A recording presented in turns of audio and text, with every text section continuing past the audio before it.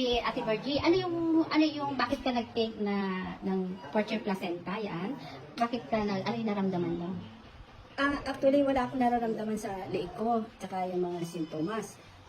Minsan, isang araw nahipo ko na lang, malaking aking leeg. Natakot ako, na-alarma ako. Pagkahipo ko siya, pagkagising ko, noong umagang yun, takbo ako agad sa doktor. Takot ako dahil medyo malaki yung bukol. Malaki siya. Talagang noticeable siya, no, Ate Virgie? Oo. Ngayon, lumiit na.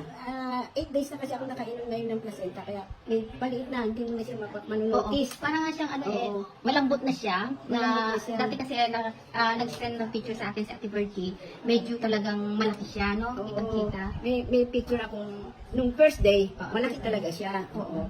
Tapos unti-unti, ngayon, bali 9 days ko na ngayon, ito, lumiit na ng... Nakalumangkot na siya. Oo. Sa hipo ko, mga 40% na lang ang laki. Oo nga. 60% na walang pamamaga, ganun. Pero wala akong naramdaman. Pero nung ininom ko yung placenta, Yung unang yung unang araw, may konting kirot. ay kumilit siya. Konti, tolerable. Tapos, gabi yun, pag madaling araw, kumikirot na. Nagising ako, kumikirot. Tapos, di biniyaan ko lang. Siguro ka ako, baka umepekto yung gamot. Kasi, 2 cups ang ininom ko. Ng 7 edition. 7 edition. Kinaumagahan, inom uli ako before ako mag-breakfast. The whole day, hanggang nung gabi, sumasakit ang tiyan ko. Parang humihila, parang gustong magbanyo. Although, yung kirot niya, kaya naman. Hindi Tapos, siya ganun kaano. hindi. Tapos yung, hiniyaan ko lang. Tapos, pupunta ako sa banyo, hindi naman NBM. Solid naman yung stool ko. Pero ano kulay yung stool mo? Black.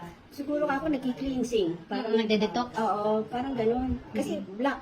Hindi naman ako, nung gabi naman na yun, hindi naman kung anong kinain ko, isda lang, tsaka gulay. Tapos the whole day, naka-4 akong punta sa banyo. Pero solid nga yung dumi ko, hindi ako natakot dahil hindi naman ako nag-LBM. Hanggang nung gabi, meron pa rin hilab na yung hilab niya hindi parang nadudubig ka, kung hindi gumuguhit sa tiyan ko. Mga hanggang 8 lang ng gabi, wala na. After nun, minalas na pagdumi ko, pagpunta ko sa banyo. After nun, wala na. Hanggang ngayon, wala nang hilab. Yung sinasabi mo, Ate Virgie, yung sumakit bigla-bigla yung paa mo pagising. Ay, yung unang inom ko yung gabi. Yung 7 edition. Oo, 7 edition. Bago ko matulog, first na capsule ko, bigla ako nagising madaling araw. Parang yung paa ko, parang yung muscle, parang nag-muscle cramp. Yung kaliwang muscle sa binti. Nagising ako sa kirot. Makirot talaga. Nagising ako. Matagal yon. Tapos, hanggang nung umaga, medyo masakit pa rin. Pero nailalakad ko yung paa ko. Tapos, wala na, yun lang. Yun lang. Hindi na umulit yung kirot. Pero anong nararamdaman nyo yun, Ate Virgie? Wala na. Wala. As is na. Wala na. Hindi na sumakit yung tiyan ko. Ilan yung take mo ng 7 edition? 2 before breakfast, tapos 2 capsule ulit. Sa gabi? Mga 7 p.m. Kaya bali 4. So, Kaya kung mayroon din kayo mga problema,